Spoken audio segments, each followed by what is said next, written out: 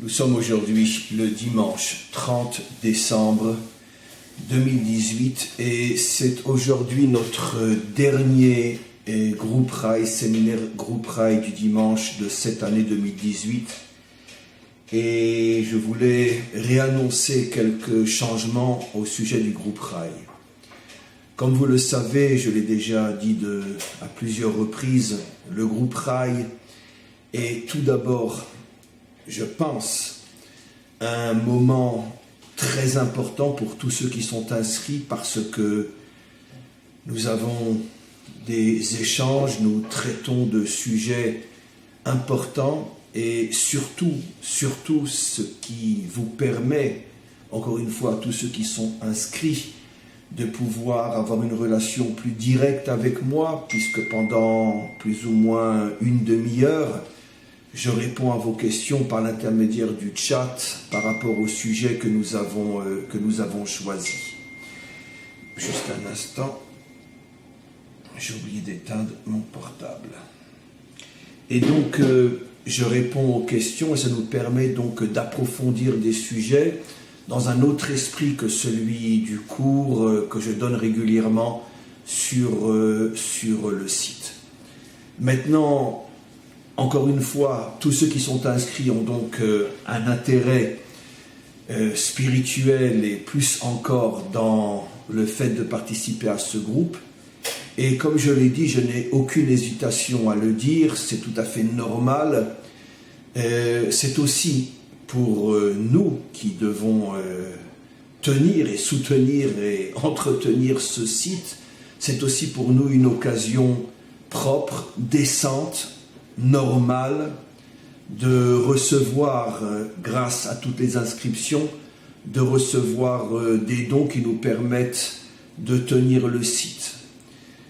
Il faut, et je l'ai déjà suggéré de nombreuses fois, il faut que vous compreniez tous et toutes que tenir un site aussi important que le nôtre, qui a plus de 4000 cours aujourd'hui, qui nécessite un travail énorme de gestion, de temps, de secrétariat, de support et d'entretien technique, ce site coûte des milliers d'euros par mois. Je dis bien des milliers d'euros par mois. Et donc, ça ne tombe pas du ciel, ce n'est pas de la manne, nous ne sommes pas à l'époque de Moshe, nous ne traversons pas le désert. Nous sommes dans une réalité bien concrète, très sérieuse, il faut faire face. Et depuis 10 ans, grâce à Dieu, non seulement nous faisons face à ces dépenses, mais nous ne cessons d'augmenter la qualité des cours, la qualité de l'investissement, et tout ce qui permet aujourd'hui d'avoir des milliers et des milliers d'inscrits dans le monde entier qui suivent les cours sur le site. Il n'y a pas un pays au monde aujourd'hui où les cours n'arrivent pas. Et donc, il ne s'agit pas d'un appel aux dons sans contrepartie. Il s'agit ici tout simplement d'un appel aux dons, mais en échange de quelque chose d'énorme. C'est encore une fois ce que je donne dans le groupe Rail. Chaque nouvel inscrit devient notre associé, devient notre partenaire dans le développement et dans la continuité de ce site. C'est donc pour nous quelque chose d'extrêmement important. J'oserais presque dire que c'est un devoir de s'inscrire dans le groupe Rail, car plus nous aurons d'inscrits dans le groupe Rail et plus nous retrouvons dans une situation où véritablement nous pourrons nous concentrer et nous consacrer uniquement à la diffusion de cours sans avoir le souci de chaque fin du mois, comment allons-nous pouvoir payer tous ceux qui doivent être payés pour que ce site puisse exister. Alors aidez-nous, il s'agit d'une somme extrêmement modeste, 18 € par mois, c'est honteux même de le dire, tellement c'est modeste pour, je pense, 80% de ceux qui suivent mes cours. Qu'est-ce que cela signifie, 80 € par mois, c'est rien finalement par rapport à toutes les dépenses que nous sommes contraints de dépenser tout au long d'un mois. Et pour ces 18 €, non seulement, encore une fois, vous êtes inscrit au groupe Rail, mais de toute façon, c'est aussi une manière détournée d'être reconnaissant pour tous les cours qui sont donnés depuis 10 ans déjà sur ce site et par rapport auxquels on ne demande aucune contrepartie. Maintenant, je tenais à rajouter que le groupe Rail d'aujourd'hui est le dernier que je vais rendre public parce que c'est un moyen d'une certaine manière publicitaire, que vous vous rendiez compte encore une fois de plus de tout ce que nous faisons dans ce séminaire. À partir de dimanche prochain, nous serons déjà en 2019 et plus aucun groupe Rail ne sera rendu public. Et j'espère qu'on traitera des sujets passionnants, extraordinaires, et seuls ceux qui seront inscrits au groupe Rail pourront bénéficier de tous les échanges que nous aurons. Deuxième changement, c'est qu'à partir donc de dimanche prochain, il y aura un groupe Rail tous les dimanches. Je dis bien tous les dimanches, bien évidemment, sauf lorsque je suis à l'étranger, sauf lorsque je suis en séminaire ici en Israël et que je suis pris le dimanche, ou en séminaire à l'étranger, je vais en Europe ou peu importe où, entre 3 et 4 fois par an. Donc il y a forcément des dimanches qui vont sauter, mais quoi qu'il en soit, dans la grande majorité des dimanches de l'année, je serai présent pour le groupe Rail et je vais m'arranger à ce que nous puissions traiter des sujets extrêmement importants sur le couple, sur l'éducation des enfants, sur la santé, sur la délinquance, sur l'avenir du monde, sur la Troisième Guerre mondiale, peu importe, mais des sujets extrêmement importants qui vous permettront d'avoir des échanges directs avec moi. Donc, encore une fois, dernier groupe Rail rendu public à partir donc de la semaine prochaine. Un groupe Rail tous les dimanches. Inscrivez-vous, devenez mes partenaires, devenez mes associés dans cette aventure extraordinaire qui est la diffusion de la Torah dans le monde entier.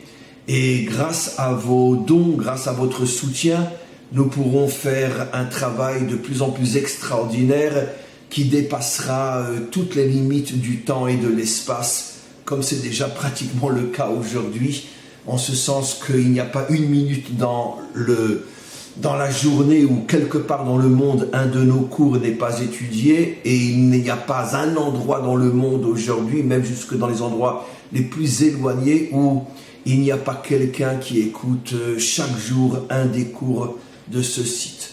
Donc on espère en faire plus encore et peut-être pouvoir atteindre aussi les étoiles et les astres. Va savoir si là-bas ils comprennent le français, ils peuvent nous entendre aussi. En tous les cas, redevenons sérieux. Le sujet d'aujourd'hui, c'est le sujet de la Emouna. Évidemment, la Emouna authentique, la Emouna véritable. Je vais parler pendant à peu près une demi-heure. Et après, on passera aux questions. Donc, préparez-vous, ceux qui me suivent aujourd'hui sur le chat. Commencez à préparer vos questions. N'attendez pas la fin de la demi-heure pour commencer à les poser. Comme je le dis constamment, vous n'êtes pas obligé de poser des questions directement liées à ce que je vais dire pendant une demi-heure. Vous pouvez poser des questions aussi qui n'ont rien à voir avec ce que je vais dire, mais restez plus ou moins dans le sujet qui est la Emouna. Alors, la Emouna, c'est un sujet dont j'ai déjà de très très nombreuses fois parlé, et le problème bien évidemment qui se pose sur la Emouna, c'est que, et je vais réexpliquer pourquoi, trop souvent malheureusement la Emouna nous amène à une forme de passivité, c'est-à-dire finalement de s'en remettre entièrement à Dieu, parce que la Emouna signifie, je parle d'une Emouna chez quelqu'un de sincère, la Emouna signifie finalement que je prends conscience que tout est entre ses mains, que c'est lui qui a la puissance, c'est lui qui a la volonté, c'est lui qui dirige ce monde, et c'est finalement le seul devant lequel aucun obstacle ne peut tenir. Donc il peut guérir s'il le veut, il peut faire avancer le monde s'il le veut, il peut mettre fin au mal s'il le veut, il peut faire avancer le bien s'il le veut. Bref, il peut tout faire.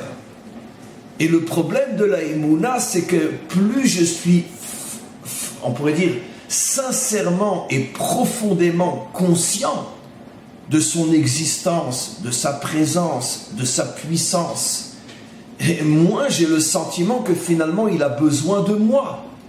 Donc je m'en remets entièrement à lui. Et dans un domaine classique, c'est le domaine de la délivrance, de la venue du Mashiach. Pendant des siècles et des siècles, notre peuple attendait le Mashiach comme s'il allait être envoyé par Dieu et qu'il allait tout faire et que tout ne dépendrait que de lui, donc de la force qu'il reçoit de Dieu. Et finalement, nous n'avions qu'à prier et qu'à l'attendre. Jusqu'à ce que finalement, il y a un peu plus d'un siècle, certains juifs, et comme j'en ai souvent expliqué, le paradoxe, c'est qu'ils étaient malheureusement loin, en tout cas extérieurement, loin de représenter le peuple juif traditionnel et la Torah d'Israël. La plupart étaient des laïcs, étaient des gens très assimilés, mais tout d'un coup ils ont commencé à comprendre, je fais allusion bien sûr au premier à Herzl, que finalement il y en avait assez de dire chaque année l'an prochain à Jérusalem, le soir de Pessah, mais qu'est-ce qu'on fait pour que ce rêve devienne une réalité? Et il a mis tout un processus en marche dont aujourd'hui on cueille les fruits dans ce qu'on pourrait appeler le paradis qui est devenu notre terre aujourd'hui. Il fallait bien que quelqu'un commence. Et bien évidemment, pendant fort longtemps, tout ce processus a été complètement dénigré, rejeté, voire même humilié par tous ceux qui étaient censés représenter le monde de la Torah. Et pourtant, c'était des gens extraordinaires, de véritables justes, de véritables saints. Excusez-moi l'expression, je l'aime pas, mais je fais exprès dans le sens pour montrer à quel point j'ai moi-même un respect infini pour tous ces gens qui se sont opposés au mouvement. Mais je comprends pourquoi ils se sont opposés à ce mouvement, parce qu'ils étaient prisonniers à l'intérieur d'une mauvaise conception de la Emouna qui pousse l'homme à s'en remettre entièrement à Dieu. Et donc à partir du moment où finalement ce sont des hommes qui veulent prendre le processus en main, et à plus forte raison qu'à Dieu ne plaise, si ce sont des hommes qui n'ont pas une kippa sur la tête, qui ne sont pas barbus et qui n'étudient pas la Torah toute la journée, c'est hors de question de suivre un mouvement pareil. Donc je pense que ce qui s'est passé dans notre époque contemporaine est vraiment l'illustration la plus extraordinaire du problème dans lequel nous met trop souvent la Emouna, parce qu'on voudrait voir Dieu partout, ou alors qu'il nous envoie quelqu'un qui a une barbe tellement grande qu'on est sûr que c'est le bon Dieu qui est derrière lui. Et alors, ce que je voudrais vous faire remarquer, et je vais d'ailleurs consacrer un cours cette semaine à ce sujet, je vais simplement effleurer le sujet parce que j'ai l'intention, encore une fois, de consacrer un cours à ce sujet, c'est que même Moshe, je développerai encore une fois cette notion plus dans un cours spécifique à ce sujet, mais même Moshe au départ n'a pas été compris, n'a pas été suivi. Rappelons-nous, lorsqu'il tue l'Égyptien, le lendemain, il est dénoncé par deux juifs, Dathan et Aviram, on en parlera plus encore, qui, comme je l'expliquerai, représentaient d'une certaine manière l'établissement juif en Galoute, parce que, comme je l'ai déjà expliqué de nombreuses fois, ce n'est qu'une minorité de juifs qui étaient esclaves, en ce sens que il s'est passé à cette époque-là exactement ce qui s'est passé, reproduit dans l'histoire de tous les exils d'Israël. L'intention de Pharaon était essentiellement de remplir les caisses de l'État. Il savait que la majorité des Juifs avaient les moyens de racheter leur personne, c'est-à-dire qu'elles ne soient pas esclaves en payant un tribut à Pharaon. Ce qu'ont pu faire, disent nos maîtres, 80% des Juifs qui étaient bien installés en Égypte, et donc ils payaient un tribut tous les mois qui finalement les préservaient d'être envoyés sur les chantiers. Bon, 20% n'avaient pas les moyens et ils ont été travaillés eux-mêmes. Et c'est paradoxalement ces 20% qui sont sortis d'Égypte, les 80% de médecins, d'avocats, d'hommes d'affaires ne sont pas sortis d'Égypte. C'est justement les pauvres qui sont sortis d'Égypte, ceux qui travaillaient et qui étaient fouettés sur les chantiers. Mais quoi qu'il en soit, la grande majorité d'Israël finalement vivait très bien en exil parce que tout allait bien. Et quand Moshe a commencé à montrer les signes d'un libérateur potentiel, tout de suite il s'est fait remettre à sa place par Dathan et Aviram, qui étaient deux des chefs de l'établissement galoutique bien installé, et finalement ils l'ont même dénoncé à Pharaon. Et on va voir dans le cours que je donnerai que Moshe va constamment avoir des problèmes avec Dathan et Aviram, qui représentent l'esprit galoutique, l'esprit finalement, on n'a pas envie de se prendre en main, on est très bien comme on est très bien où on est, et on n'a pas envie du libérateur, on préfère parler du Mashiach, mais surtout pas le voir venir, parce que parler du Mashiach, c'est bien, comme on le sait, l'espoir fait vivre, mais concrétiser sa venue et le suivre, ça c'est déjà quelque chose de différent. Donc, voilà un domaine dans lequel la Emouna finalement devient notre tombe. On ne fait plus rien. Et ceux qui commencent à faire sont rejetés, sont critiqués. Dans d'autres domaines, bien évidemment, on voit le même problème revenir.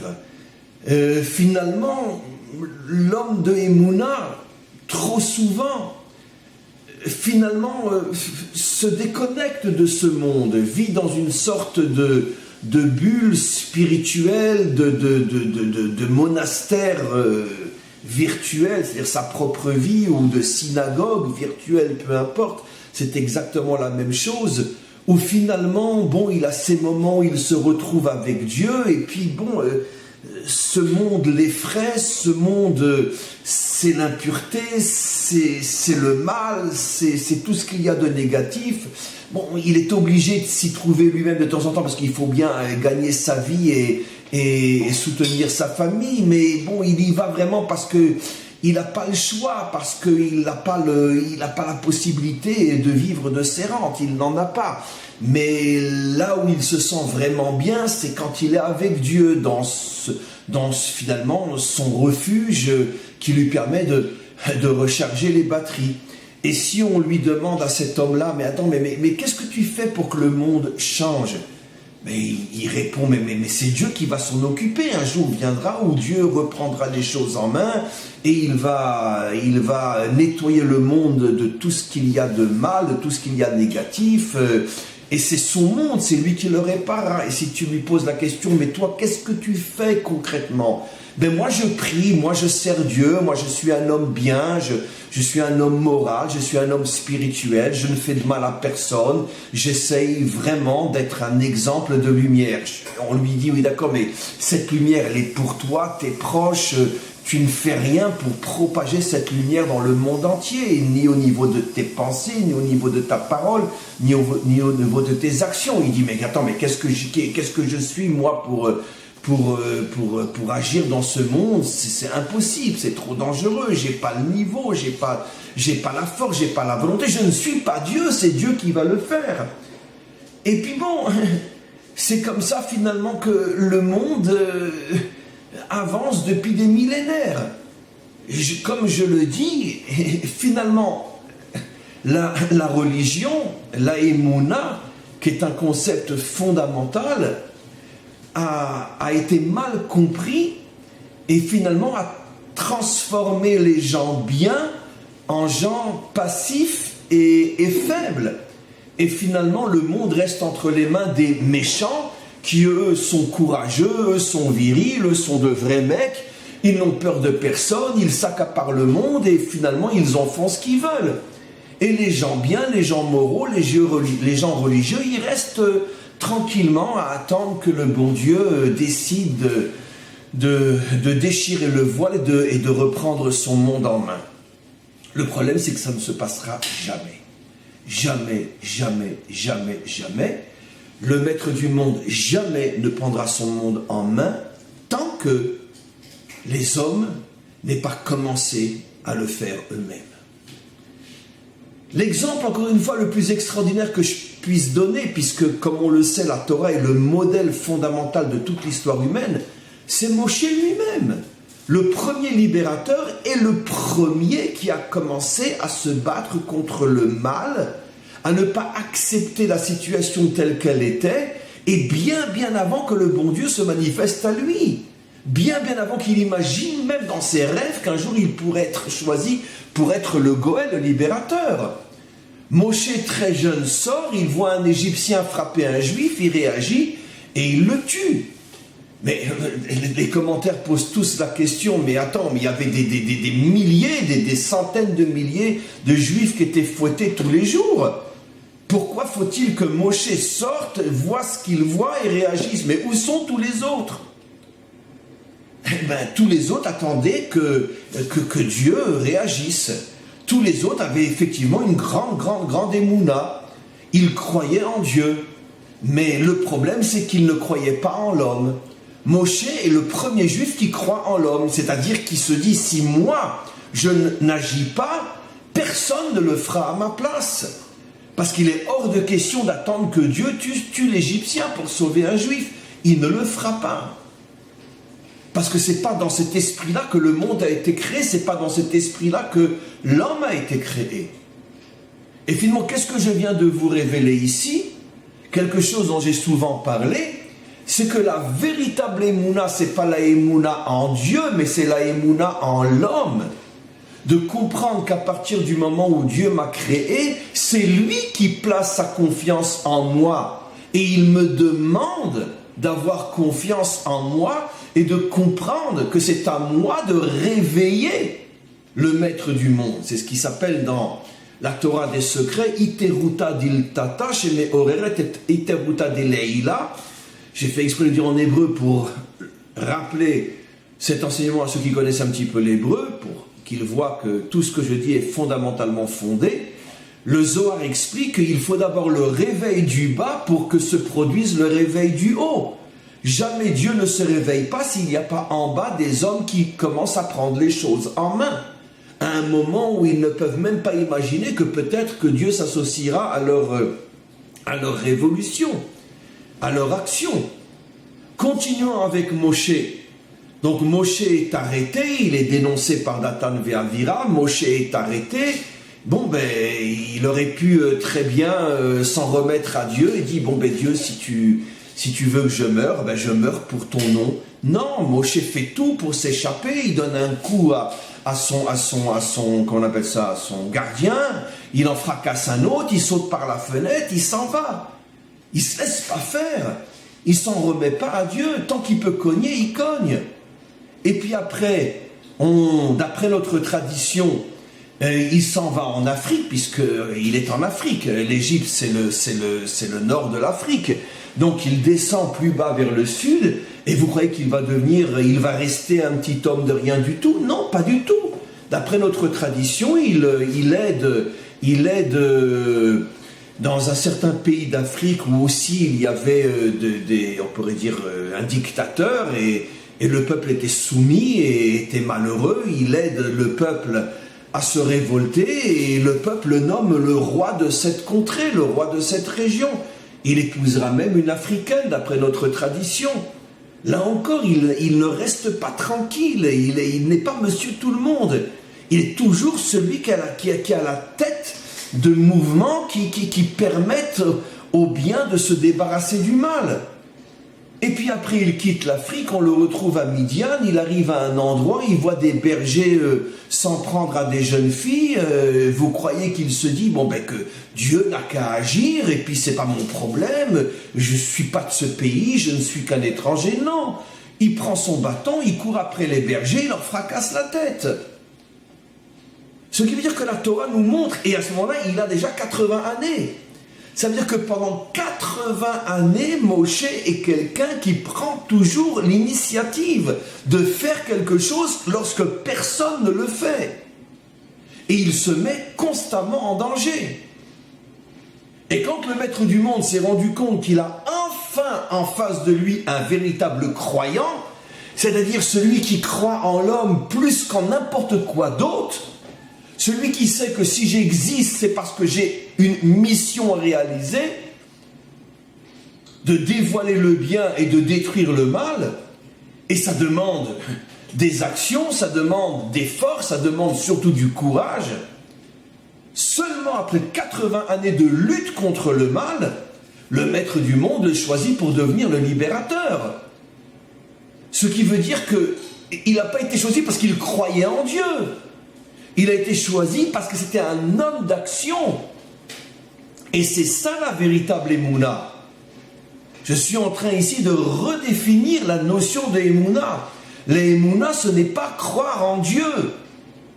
Parce que des millions, voire des milliards d'hommes et de femmes croient en Dieu. Même si chacun va l'appeler d'une autre manière. Mais ces millions ou ces milliards d'hommes et de femmes sont malgré tout des moutons. Sont des êtres passifs qui ne font rien et qui ne feront jamais rien pour faire avancer le monde, ne serait-ce que d'1 millimètre. Ce n'est pas ça la croyance.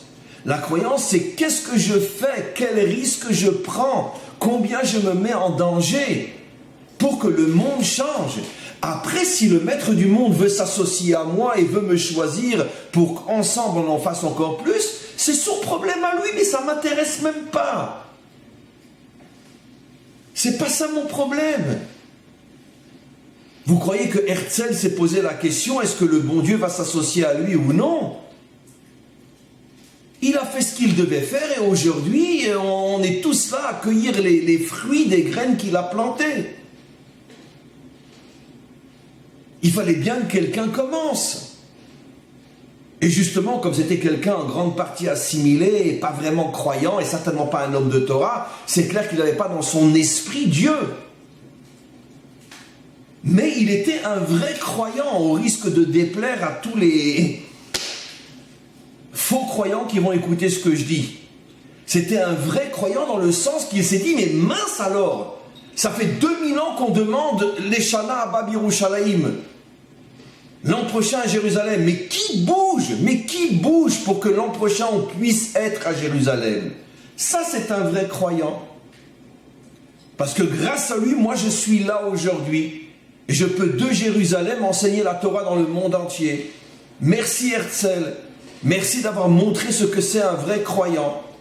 Eh bien Moshe c'est exactement ça, sauf qu'il était un petit peu barbu j'imagine.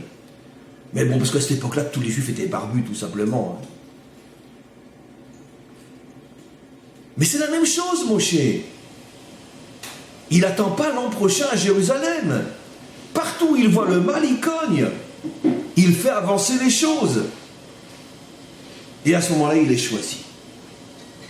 Maintenant, il est choisi. Qu'est-ce que Hachem lui montre comme signe de ce choix? Il lui montre un buisson qui est en train de brûler, mais qui ne se consomme pas. Regardez comment Rashi explique, comment Rashi traduit le signe que Hachem lui envoie. Il lui dit la chose suivante, explique Rashi. Ce que je vais te demander, c'est comme si tu étais un buisson qu'on aspergeait d'essence et qu'on allumait. Ça veut dire qu'à vision humaine, tu n'as aucune chance de vivre plus d'1 seconde. C'est-à-dire, tu vas te retrouver devant Pharaon, tu vas le menacer, tu vas lui demander de libérer Israël, mais tu vas même pas avoir le temps de terminer ta phrase qui va déjà te massacrer. Pour donner un exemple ô combien concret, vous imaginez un représentant d'une communauté juive qui arriverait pendant la Shoah à se retrouver devant Hitler et lui dire « Allez, laisse partir mon peuple ». Vous imaginez un représentant juif à l'époque de Staline se retrouver devant Staline et lui dire « Laisse partir mon peuple ». Mais vous imaginez ce qu'on va lui faire?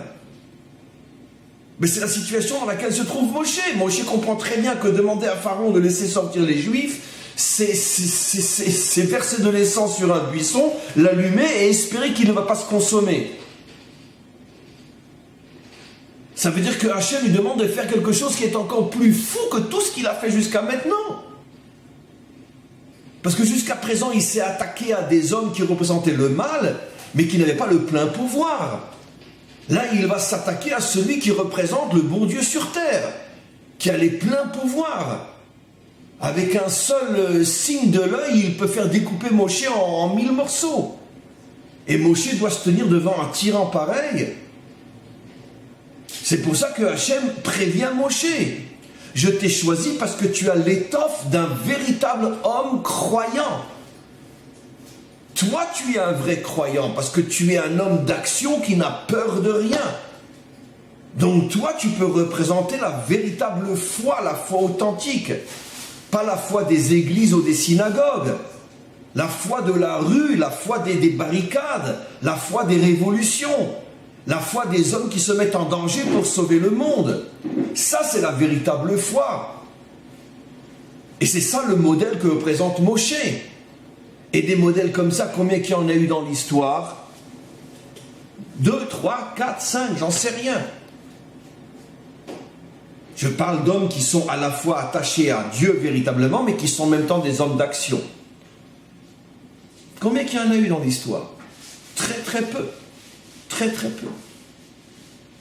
Parce que la foi nous paralyse.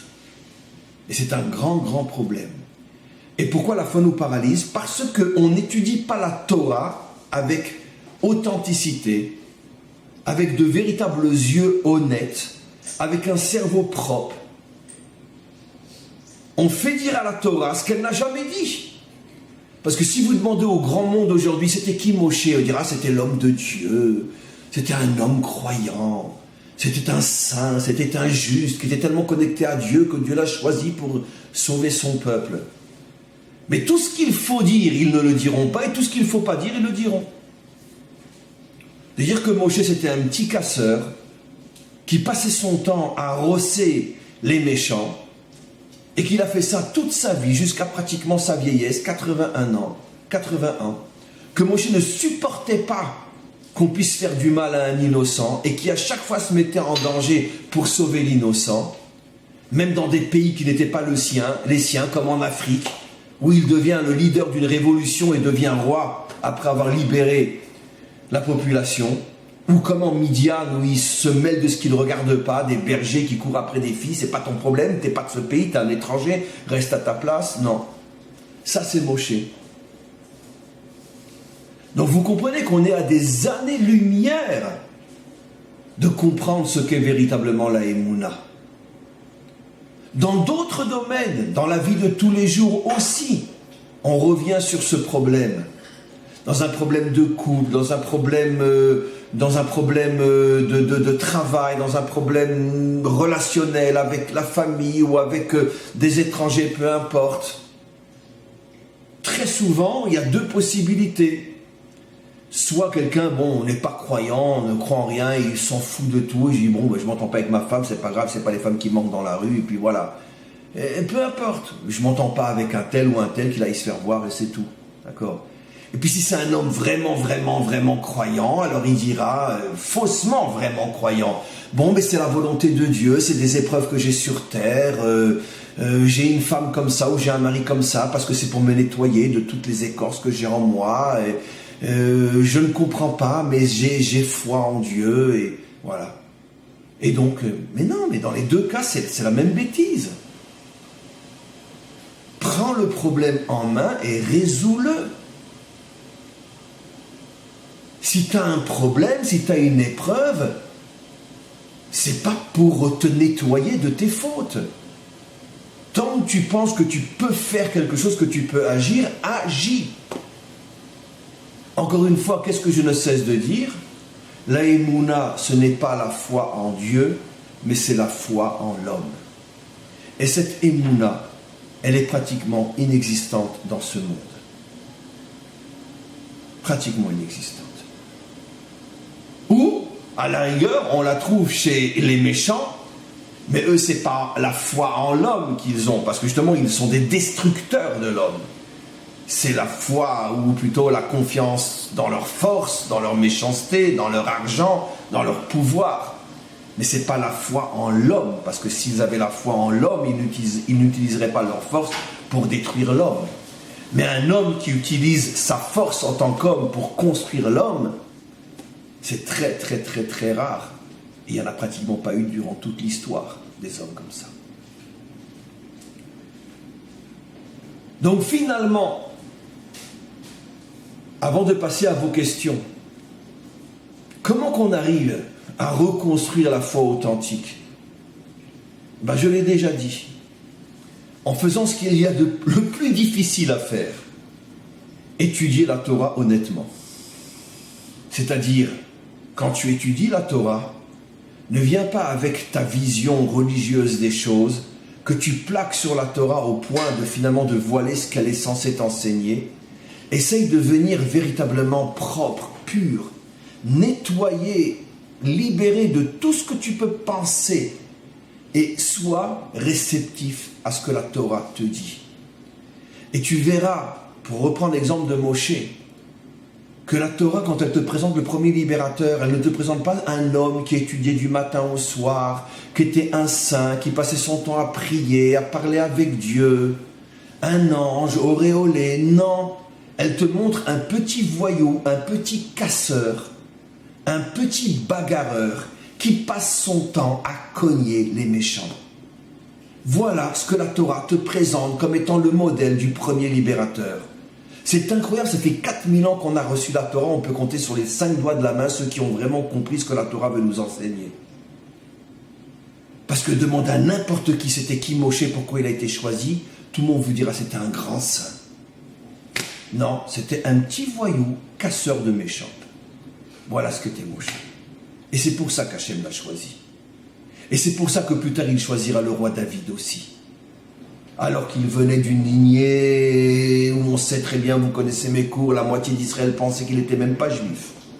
En plus d'où il vient au départ d'un père avec ses filles, d'un homme avec une prostituée, Yehuda avec Tamar, qui pensait que c'était une prostituée. Une lignée où une grande majorité des maîtres d'Israël disaient mais c'est pas des juifs, puisque de toute façon Ruth ne pouvait pas se convertir, c'était une Moabite.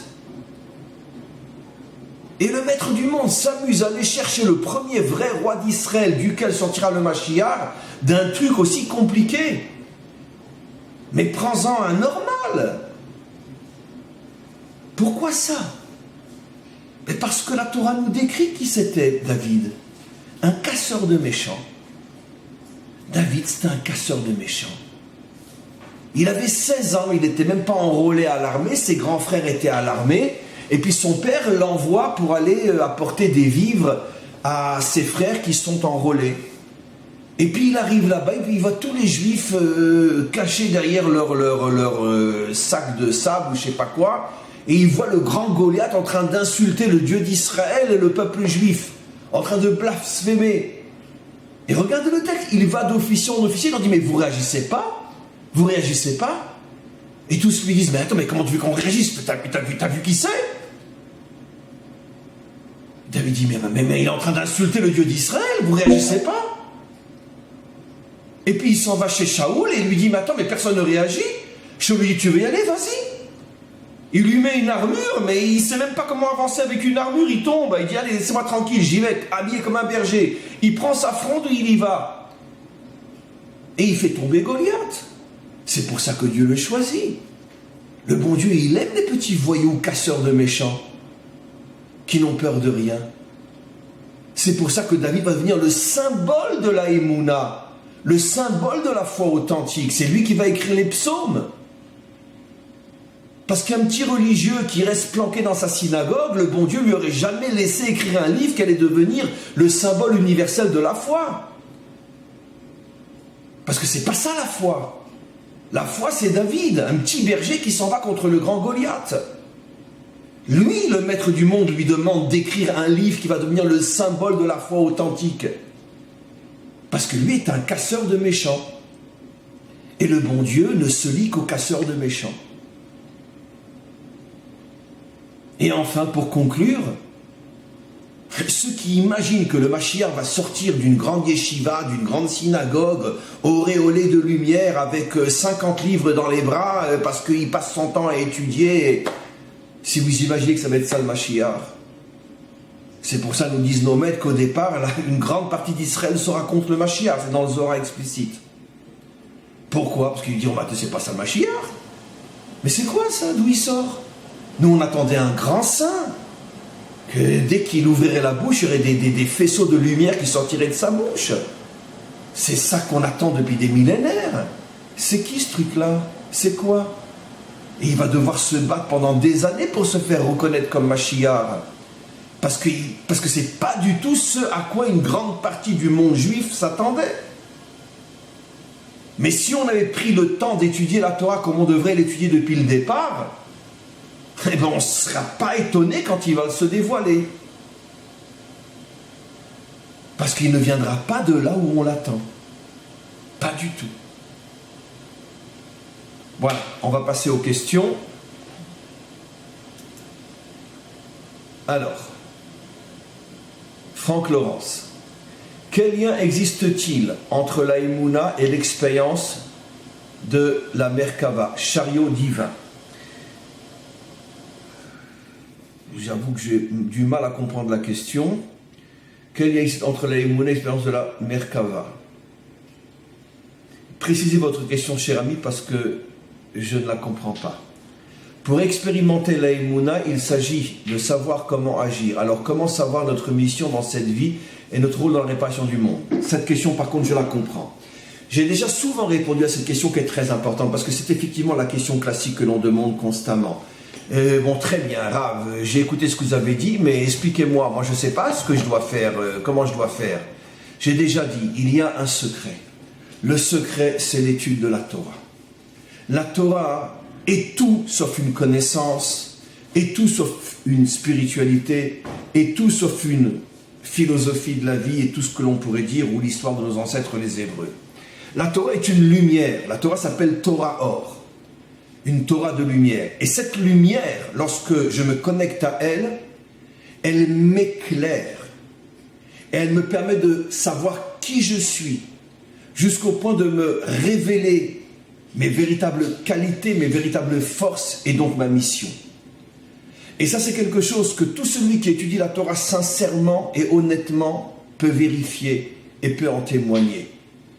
Personne, évidemment, ne sait au départ qui il est, ce pourquoi il a été créé et quelle sera sa mission sur terre. Parce que nous ne sommes pas des prophètes et nous n'avons pas la chance d'avoir tout d'un coup le bon Dieu qui s'adresse à nous. Mais Hachem nous a donné justement la Torah pour qu'elle puisse nous éclairer. Et avec le temps, évidemment pas le premier jour, ni la première semaine, ni le premier mois, ni la première année que tu étudies la Torah, mais avec l'assiduité, avec le fait que tu t'accroches à elle, tu fais rentrer en toi une lumière qui va te permettre de te connaître, de savoir qui tu es et ce qu'est ta mission. C'est dans un autre domaine aussi les premiers mots que Hachem a adressés à Abraham, comme je l'ai dit des dizaines de fois. Lech lecha, va vers toi, va vers la connaissance de toi. C'est-à-dire que le maître du monde ne nous dit pas viens vers moi, mais va vers toi. Ce qui confirme tout ce qu'on a expliqué aujourd'hui. Aie foi en toi. Apprends à te connaître pour que tu comprennes pourquoi je t'ai créé et quelle est ta mission sur terre. Et tant qu'un homme n'a pas compris quelle est la mission, sa mission sur terre, tant qu'un homme n'a pas trouvé les qualités et les forces que le maître du monde a mis en lui pour qu'il puisse réaliser cette mission, il n'est absolument pas un croyant.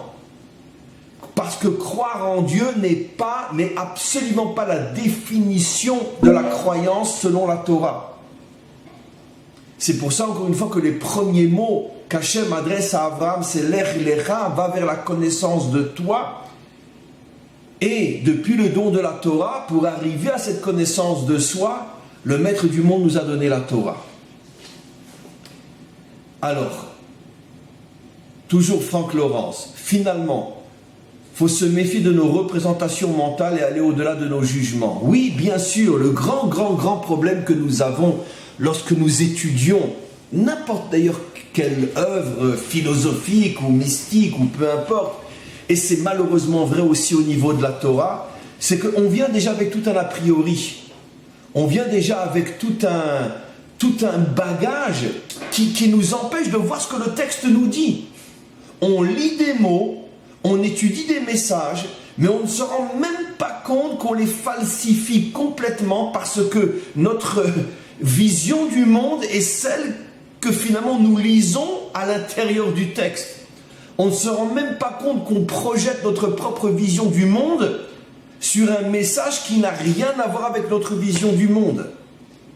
Et ça, c'est un des phénomènes les plus douloureux, les plus terribles auxquels nous sommes confrontés dans ce monde. C'est qu'on croit qu'on est en train d'étudier un livre, mais en vérité, on est en train de s'entendre parler.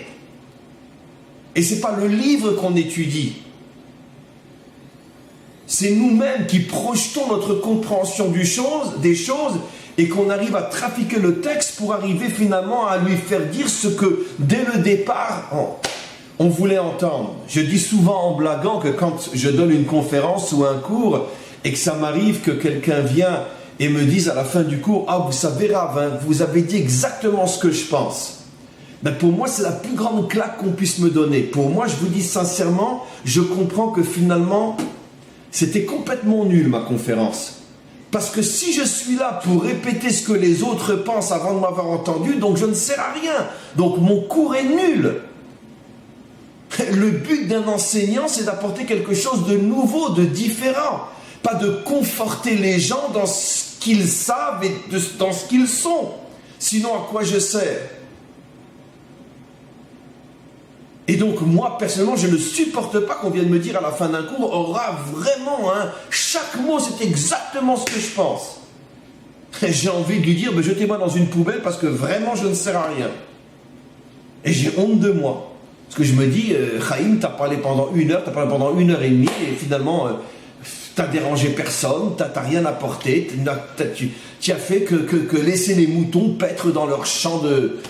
Dans leur champ. Donc, tu es un mouton comme tout le monde. Donc, évidemment que c'est très très difficile. Je dirais même qu'il faut même prier et demander au maître du monde. Je t'en prie, maître du monde, je vais maintenant étudier un passage de ta Torah, je t'en supplie. Aide-moi à ne pas voir avec mes yeux, à ne pas entendre avec mes oreilles, à ne pas comprendre avec ma tête. Aide-moi à comprendre avec les yeux de la Torah, la tête de la Torah et les oreilles de la Torah. Voilà la prière qui devrait précéder en vérité une étude de la Torah. Alors, Franck Laurence, l'étude de la Torah permet la connaissance de soi pour nous aider à trouver ce que nous avons à faire. Absolument. Absolument, comme je l'ai expliqué, parce que c'est une lumière qui chasse l'obscurité, qui voile mon être véritable, qui voile mes qualités véritables et qui voile ma mission véritable. Et tous ceux qui sont arrivés à faire quelque chose de grand dans ce monde n'ont pu le faire, je parle en ce qui concerne bien sûr des Juifs qui étudient la Torah, n'ont pu le faire qu'après des années d'études profondes et lumineuses qui leur ont permis de savoir qui ils étaient et ce qu'ils devaient réaliser dans ce monde. Steve, bonjour, le Créateur peut-il se révéler à nous à travers des rêves? Oui, c'est possible puisque la Torah en parle, donc c'est absolument impossible de dire que non. La seule chose, c'est que nos maîtres eux-mêmes nous disent qu'il faut faire très très très attention quant à l'interprétation de rêves, parce que un rêve reste malgré tout quelque chose qui appartient au domaine du fantasme, au-dessus de la réalité. Il y a dans un rêve énormément de choses qui peuvent être vraies, qui effectivement sont des messages, la preuve, les rêves de Yosef, ou quantité d'autres personnages bibliques. Mais le problème, c'est que l'interprétation est parfois dangereuse, en ce sens que si je me trompe et que j'interprète, là encore une fois, selon ce qui m'intéresse, que j'en sois conscient ou non, je risque finalement de passer complètement à côté du véritable message. Et c'est toujours là, fondamentalement, le vrai problème. C'est qu'encore une fois, nous projetons nos intérêts, notre vision du monde, nous projetons en vérité sur des textes et des messages qui sont censés nous transformer, mais que nous récupérons et que nous falsifions parce que nous avons projeté notre être sur ces messages. Et c'est ça le véritable problème. Voilà. Donc on va s'arrêter là pour aujourd'hui. Et donc comme je l'ai dit et je le redis, c'était le dernier groupe rail public aujourd'hui. Je vois qu'il y a eu beaucoup moins de participants que d'habitude, c'est évident. J'imagine que la grande majorité d'entre vous sont dans ce qu'on appelle la période de vacances, puisqu'on est à la fin de l'année. Et donc c'est pour ça qu'il y a eu moins de présence aujourd'hui que d'habitude.